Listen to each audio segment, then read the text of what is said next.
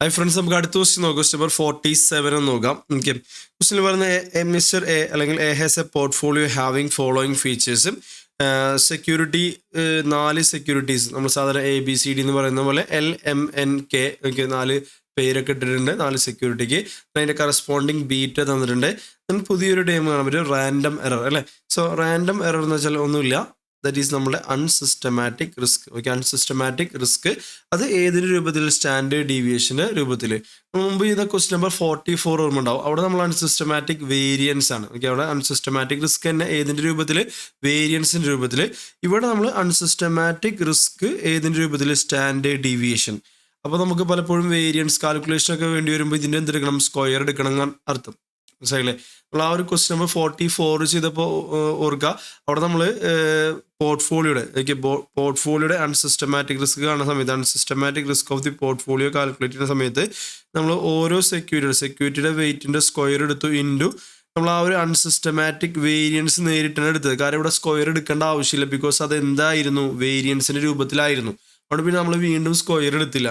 ഇവിടെ നമുക്ക് ക്വസ്റ്റ്യൻ്റെ അകത്ത് ഓരോ സെക്യൂരിറ്റിയുടെയും അൺസിസ്റ്റമാറ്റിക് റിസ്ക് തന്നിട്ടുള്ളത് ഏതിൻ്റെ രൂപത്തിലാണ്? സ്റ്റാൻഡേർഡ് ഡീവിയേഷൻ രൂപത്തിലാണ്. അപ്പോൾ നമ്മൾ അവിടെ എന്ത് ചെയ്യണം? അതിൻ്റെ സ്ക്വയർ എടുത്താലേ വേരിയൻസ് ആവുള്ളൂ എന്നുള്ള കാര്യം ക്വസ്റ്റ്യൻ വായിക്കുമ്പോഴേ മനസ്സിലാക്കുക. അപ്പോൾ ആ ഒരു ഇതിനെ വിളിക്കുന്ന പേരാണ് റാൻഡം എറർ എന്ന് വിളിക്കുന്നത്. Okay, yes. പിന്നെ ഓരോ സെക്യൂരിറ്റിയിൽ നമ്മുടെ പോർട്ട്ഫോളിയോയുടെ അകത്ത് ആ സെക്യൂരിറ്റി എത്രത്തോളം ഉണ്ടെന്നുള്ളതിൻ്റെ ആ ഒരു പ്രപ്പോർഷൻ നമ്മളെ വെയ്റ്റ്സ് തന്നിട്ടുണ്ട്. ഓക്കെ, ഇനി ക്വസ്റ്റ്യൻ നോക്കാം.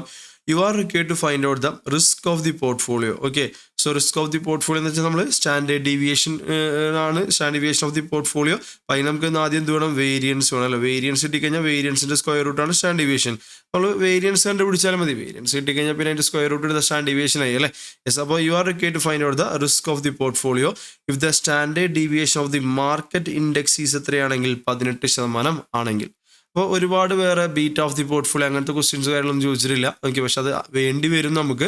ഓക്കെ, അത് നമ്മൾ നോക്കാം. നമുക്ക് ഇങ്ങനെ റാൻഡം എറർ എന്നൊക്കെ പറഞ്ഞു കഴിഞ്ഞാൽ നമ്മൾ മോഡൽ ഏതാണെന്ന് മനസ്സിലാക്കുക. Sharp index model. So question number 44 അല്ലേ. സോ ഈ ഒരു പ്രാക്ടീസ് മേലിൽ 44 കഴിഞ്ഞിട്ടാണ് നമ്മൾ 47 ചെയ്യുന്നത്. 47 നമ്മൾ risk of the portfolio, variance of the portfolio നമ്മൾ ഷാർപ്പ് ഇൻഡെക്സ് മോഡലും അതുപോലെ തന്നെ നമ്മൾ മാർക്കോവിറ്റ്സ് മോഡലും നമ്മൾ കംപ്ലീറ്റ് ചെയ്തതാണ്. അപ്പോൾ അതുകൊണ്ട് എന്ത് ചെയ്യുക? സെയിം ആ ഒരു ഷാർപ്പ് ഇൻഡെക്സ് മോഡലാണ് നമ്മൾ എന്ത് ചെയ്യാൻ പോകുന്നത്? ഇവിടെ risk of the portfolio compute ചെയ്യാനായിട്ട് പോകുന്നത്. ഓക്കെ, അപ്പോൾ അതിനുവേണ്ടി നമുക്ക് നമ്മൾ സ്റ്റെപ്സ് ഓർമ്മ ഉണ്ടായിരിക്കും. നമ്മൾ പഠിച്ചിട്ടുണ്ട് total risk is equal to എന്താണ്? Systematic risk plus unsystematic risk ആണ് അല്ലേ. ഇനി എന്താണ് സിസ്റ്റമാറ്റിക് റിസ്ക് എന്ന് വെച്ചാൽ systematic risk is equal to ഇപ്പോൾ പോർട്ട്ഫോളിയോ ആംഗിളിൽ പറയുകയാണെങ്കിൽ beta of the portfolio square into standard deviation of the market square അല്ലേ. ഓക്കെ, അപ്പോൾ അതിൻ്റെ standard deviation of the market already question ചെയ്ത് ഡയറക്ട്ലി തന്നിട്ട് 18 ആണെന്നല്ലേ. അപ്പോൾ നമുക്ക് എന്ത് ചെയ്യാം? ഇവിടുത്തെ ഈ ഒരു സ്റ്റാൻഡേർഡ് ഡീവിയേഷൻ മാർക്കറ്റ് സ്ക്വയറോട് 18 സ്ക്വയർ കിട്ടി. ഇനി ഇത് എന്ത് മതി? Beta of the portfolio square കിട്ടിയാൽ പോരെ. അപ്പോൾ അതിനാദ്യം ബീറ്റ ഓഫ് ദി പോർട്ട്ഫോളിയോ കിട്ടിയാൽ പോരെ. എന്താണ് beta of the portfolio? Beta of the portfolio is equal to weight average beta അല്ലേ. That is weight of A into beta of A plus weight of B into beta of B. അങ്ങനെ എത്ര എണ്ണം ഉണ്ടോ അതിൻ്റെ corresponding weightage ഉണ്ട് ബീറ്റനെ എന്ത് ചെയ്യുക? Multiply ചെയ്യുക. ഇവിടെ നമുക്ക് 4 സെക്യൂരിറ്റി ആണുള്ളത്. അതിൻ്റെ കറസ്പോണ്ടിങ് വെയിറ്റും അതിൻ്റെ ബീറ്റയും തന്നിട്ടുണ്ടെങ്കിൽ ജസ്റ്റ് എന്താ പറയുക? 1.6 ഇൻറ്റു 0.25, 1.15 ഇൻറ്റു 0.3, 1.4 ഇൻറ്റു 0.25, 1 ഇൻറ്റു 0.2 അല്ലേ. സോ ഇത് ചെയ്തിട്ട് ഇതിൻ്റെ ടോട്ടൽ എടുത്താൽ പോരെ അല്ലേ. സോ ഇതെല്ലാം കൂടി ടോട്ടൽ എടുത്താൽ എന്തായി? പോർട്ട്ഫോളിയോ ബീറ്റായി. അപ്പോൾ നമുക്ക് എന്ത് ചെയ്യാം? ഫസ്റ്റ് സ്റ്റെപ്പിൽ beta of the portfolio calculate ചെയ്യുക. ഇപ്പോൾ നമ്മൾ പറഞ്ഞ പോലെ 1.6 ഇൻറ്റു 0.25 പ്ലസ് 1.15 ഇൻറ്റു 0.3. ഓരോ സെക്യൂരിറ്റിയുടെ വെയിറ്റേജ് എത്രയാണോ അതിന് കറസ്പോണ്ടിങ് ബീറ്റ് കൊണ്ട് എന്ത് ചെയ്യുക? മൾട്ടിപ്ലൈ ചെയ്യുക. ഫോർ ഫൈനൽ ആൻസർ നമുക്ക് 1.295 കിട്ടും. സിമ്പിൾ അല്ലേ. Okay, so beta of the portfolio is equal to 1.295. ഇനി അങ്ങനെയാണെങ്കിൽ what is the systematic risk of the portfolio അല്ലെ. നമ്മളിപ്പോൾ ഇതിനെ പഠിച്ചു systematic risk of the portfolio is equal to എന്തായിരുന്നു? Beta of the portfolio square into standard deviation of the market square which is equal to okay beta അതിന് 1.295 അല്ലേ. Therefore 1.295ൻ്റെ square into standard deviation of market square എന്ന് പറയുമ്പോൾ 18 square എടുക്കുക. Okay, which is equal to answer. ചൂട് കാര്യം ശ്രദ്ധിക്കുക. നമ്മൾ ക്വസ്റ്റ്യൻ നമ്പർ 44 നമ്മൾ ചെയ്തപ്പോൾ നമ്മളിവിടെ 18 നമ്മൾ നേരത്തെ പറഞ്ഞിരുന്നു ഫ്രാക്ഷൻ്റെ രൂപത്തിൽ അല്ലേ. അപ്പോൾ നമ്മൾ എങ്ങനെ എടുത്തിരുന്നത്? 0.18 എടുക്കും. സോ 0.18ൻ്റെ സ്ക്വയർ എടുക്കുമ്പോൾ നമുക്ക് 0.18 into 0.18 which is equal to ഇതിൻ്റെ സ്ക്വയർ നമ്മൾ അവിടെ എടുത്തപ്പോൾ 0.0324 ഒക്കെയാണ് വരാം. ഓക്കെ, വേറെ പക്ഷേ ഇവിടെ നമ്മൾ ചെയ്യുമ്പോൾ അതെന്തായിരിക്കും, അത് നമുക്ക് 324 കിട്ടുക. ഈ 324 നേരത്തെ 44ാമത്തെ ക്വസ്റ്റിൻ്റെ അകത്ത് ഡെസിമൽ തന്നുകൊണ്ട് 0.0324 എന്നായിട്ടേക്കും. അവിടെ അവിടെ 10 ഞാൻ പറയുന്നത് 18 അവിടെയെങ്കിൽ ആ രൂപത്തിലാണ് നമ്മൾ എഴുതുക. അതാണ് ആ ക്വസ്റ്റ്യൻ ചെയ്യുമ്പോൾ ചെറിയൊരു കോംപ്ലിക്കേഷൻ, നമ്മൾ നമ്പേഴ്സിൽ കോംപ്ലിക്കേഷൻ വരുന്നത് അവിടെ ആ സ്റ്റാൻഡേർഡ് ഡീവിയേഷൻ കാര്യങ്ങളും അങ്ങനെ എടുത്തത് കൊണ്ടാണ്. ഓക്കെ, ഇവിടെ നമ്മൾ ചെയ്യുന്നത് നോർമൽ സാധാരണ ചെയ്യുന്ന രീതിയിൽ തന്നെയാണ് ഫുൾ നമ്പർ ആയിട്ട് എടുക്കുന്നത്. ഓക്കെ, ഫ്രാക്ഷൻ ആക്കുന്നില്ല, പെർസെൻറ്റേജ് ടൈമിൽ തന്നെ എടുക്കുന്നത്. ഓക്കെ, അപ്പോൾ therefore 1.295 സ്ക്വയർ എടുക്കുക, which is equal to 1.677025 into 18 square 324. Okay, multiply ചെയ്യുക, ഇൻറ്റു 324.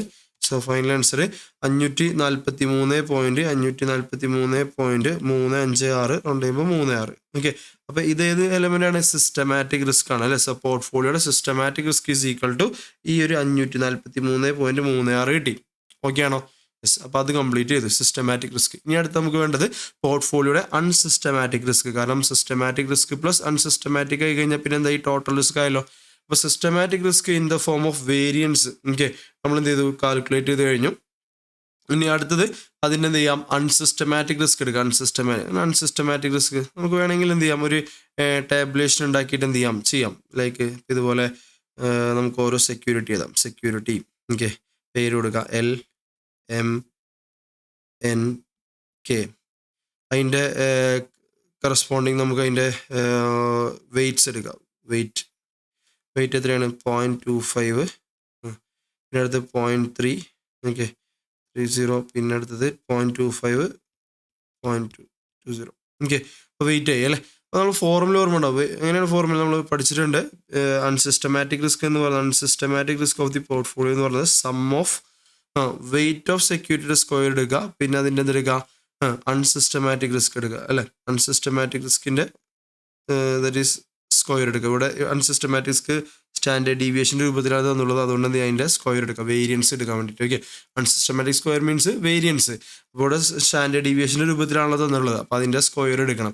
അതിനുവേണ്ടി നമ്മൾ എന്ത് ചെയ്യുക? അടുത്തത് വെയിറ്റ് എടുത്താൽ വെയിറ്റിൻ്റെ സ്ക്വയർ എടുക്കാം. നമുക്ക് വെയിറ്റ് എടുത്ത് വെയിറ്റിൻ്റെ സ്ക്വയർ എടുക്കാം. ഓക്കെ, ഇങ്ങനെ ഇത്രയും ഡീറ്റെയിൽ ആക്കണമെന്നില്ല, കാരണം നമുക്ക് നേരിട്ട് ഇപ്പോൾ വേണമെങ്കിൽ എക്സാമിന് സമയമൊന്നും ഉണ്ടാവില്ല. അതുകൊണ്ട് വെയിറ്റിൻ്റെ സ്ക്വയറും സെപ്പറേറ്റ് ഒന്നും ചെയ്യേണ്ട. അടുത്ത കോളത്തിൽ എന്ത് ചെയ്യാം? നമുക്ക് ജസ്റ്റ് സ്റ്റാൻഡേർഡ് ഡീവിയേഷൻ എഴുതാം. That is standard deviation E എന്ന് വെച്ചാൽ നമ്മളെ റാൻഡം എറർ. ഓക്കെ, നമ്മൾ റെസിഡൽ വേരിയൻസ് ഒക്കെ നേരത്തെ പഠിച്ചില്ലേ? ക്വസ്റ്റ്യൻ നമ്പർ 44 റെസിഡൽ വേരിയൻസ് ആണ് പഠിച്ചത്. അതായത് അൺസിസ്റ്റമാറ്റിക് റിസ്ക് ഏതിൻ്റെ രൂപത്തിൽ? വേരിയൻസിൻ്റെ രൂപത്തിൽ. ഇതും ഈ റാൻഡം എറർ എന്ന് പറയുന്നത് എന്ത് തന്നെയാണ്? നമ്മുടെ റെസിഡൽ വേരിയൻസ് അല്ല, റെസിഡൽ റിസ്ക്. കാരണം സ്റ്റാൻഡേർഡ് ഡീവിയേഷൻ രൂപത്തിൽ. ഓക്കെ, എന്നിട്ട് residual variance standard deviation square ആയിരുന്നു. ഇത് ഇ എന്ന് പറഞ്ഞാൽ സെയിം റെസിഡൽ തന്നെ, പക്ഷേ ഏതിൻ്റെ രൂപത്തിൽ? സ്റ്റാൻഡേർഡ് ഡീവിയേഷൻ്റെ രൂപത്തിൽ. ഓക്കെ, സോ ഇത് നമുക്ക് ഓൺലി ക്വസ്റ്റ്യൻ എഴുതുന്നുണ്ട് 7, 11, പിന്നെ 3, 9 അല്ലേ. അടുത്ത സ്റ്റെപ്പിൽ നമുക്ക് എന്താ വെച്ച് കഴിഞ്ഞാൽ ഈ വെയിറ്റിൻ്റെ സ്ക്വയർ ഇൻറ്റു ഈ അൺസിസ്റ്റമാറ്റിക് വേരിയൻസ് എടുക്കുക. കാരണം ഇവിടെ സ്ക്വയർ, ഇവിടെയും square. Okay, which is equal to, അപ്പോൾ അങ്ങനെയാണെങ്കിൽ ഇവിടെ എന്ത് ചെയ്യും? 0.25ൻ്റെ സ്ക്വയർ എടുക്കുക. അപ്പോൾ 0.0625 വരും. ഇൻറ്റു 7ൻ്റെ സ്ക്വയർ എടുക്കുക. 7 × 7 നമുക്ക് 3.0625 വരും. ഓക്കെ, അതെങ്ങനെയാണെന്ന് വെച്ച് കഴിഞ്ഞാൽ 0.25 × 0.25, അപ്പോൾ അതിൻ്റെ സ്ക്വയർ ആയി. പിന്നെ 7 × 7. ഓക്കെ, ഫസ്റ്റ് ടൈം കൂടെ 3.0625 കിട്ടും. ഓക്കെ ആണോ? അടുത്ത് നമുക്ക് എന്ത് ചെയ്യാം? ഇതിൻ്റെ 0.3. എനിക്കിവിടെ 0.3 × 0.3 × 11 × 11. അത് സ്ക്വയർ ആണ് കേട്ടോ. അതായത് ഒന്നുമില്ല, ഇതെന്ന് പറഞ്ഞാൽ 11 സ്ക്വയർ, ഇതെന്ന് പറഞ്ഞാൽ 0.3യുടെ square. Okay, so 0.3 square into 11 equal to 10.89 കിട്ടും. 10.89. 10.89. ഓക്കെ, അടുത്തത് 0.25 × 3 സ്ക്വയർ വരും അല്ലേ. അപ്പോൾ 3യുടെ സ്ക്വയർ 9 ആണ്. So 0.25 × 9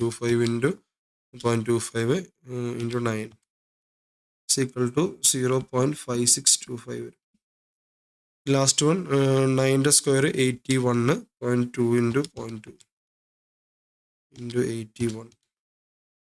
so 3.24. ചെക്ക് ചെയ്ത് നോക്കാം.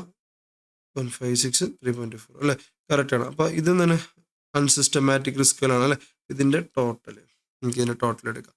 ടോട്ടൽ വരുമ്പോൾ നമുക്ക് 3.24 പ്ലസ് 0.5625 പ്ലസ് 10.89 പ്ലസ് 3.0625 എല്ലാം കൂടി ആഡ് ചെയ്യുമ്പോൾ 17.755 ഉണ്ട്.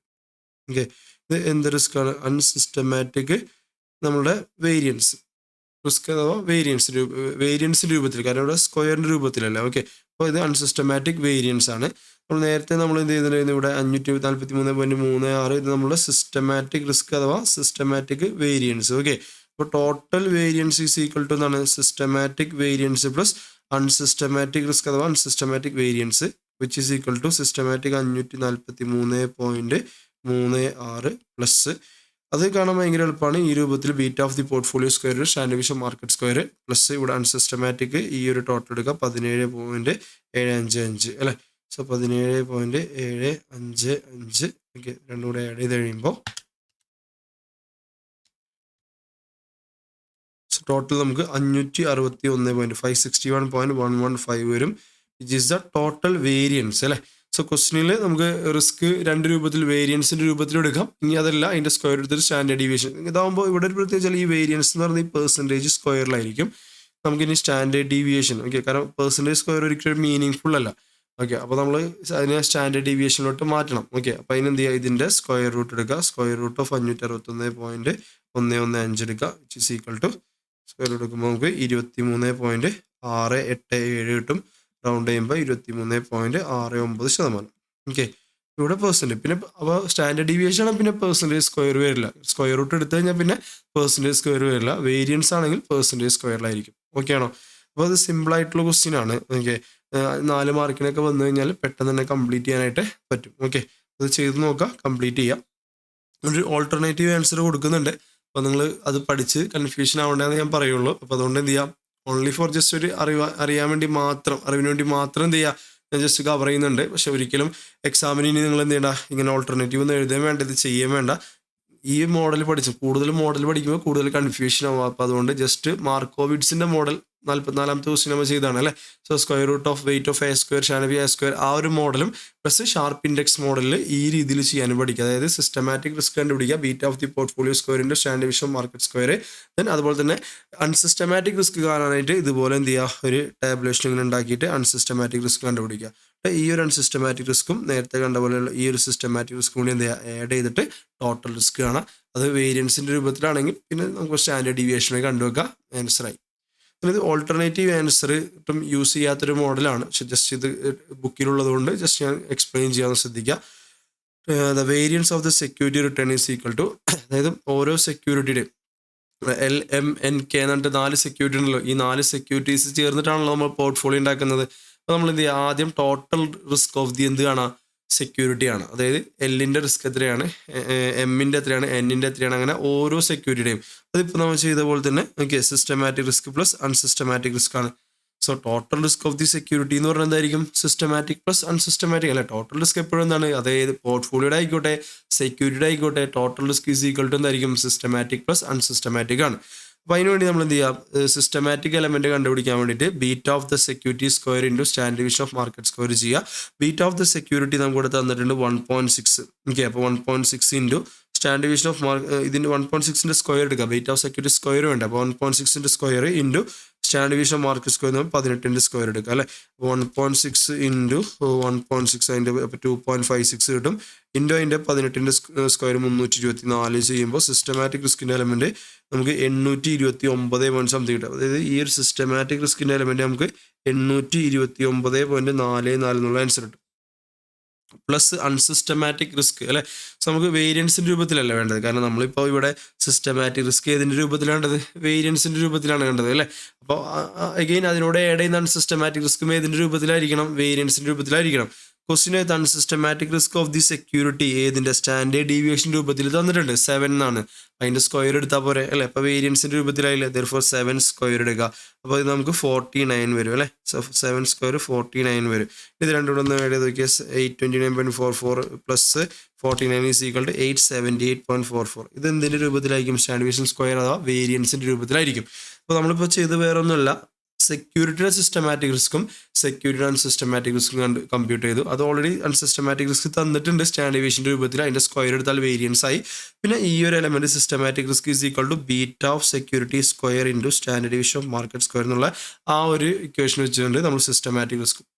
അപ്പോൾ ഇങ്ങനെ എന്ത് ചെയ്യുക, ഇതിപ്പോൾ സെക്യൂരിറ്റി എല്ലിൻ്റെ ആണ് അല്ലേ. അതേപോലെ എം ഇപ്പോൾ നമ്മൾ നോക്കുകയാണെങ്കിൽ അതുകൊണ്ട് നമുക്കൊന്ന് ചെയ്യാം. എം നോക്കുകയാണെങ്കിൽ 1.15 സ്ക്വയർ എടുക്കുക, 1.15 സ്ക്വയർ എടുക്കുക ഇൻറ്റു 324 അടിക്കാം, which is equal to systematic element 428.49 കിട്ടും. ഓക്കെ, ഈ ഒരു പോർഷൻ നമുക്ക് 428.49 കിട്ടും. പ്ലസ് അൺസിസ്റ്റമാറ്റിക് എത്രയായിരുന്നു, 11 ആയിരുന്നു അൺസിസ്റ്റമാറ്റിക് റിസ്ക് സ്റ്റാൻഡേർഡ് ഡീവിയേഷൻ രൂപത്തിൽ അല്ലേ. അതിൻ്റെ സ്ക്വയർ എടുക്കുക വേരിയൻസ് ആവാനായിട്ട്. സോ 11ൻ്റെ സ്ക്വയർ നമുക്ക് 121 വരും അല്ലേ. 121 എന്ത് ആഡ് ചെയ്യുകയാണെങ്കിൽ 540, 121 ആഡ് ചെയ്യുമ്പോൾ ഇസ് ഈക്വൽ ടു കറക്റ്റ് 549.49 കിട്ടും. സോ അപ്പോൾ അത് ടോട്ടൽ വേരിയൻസ്.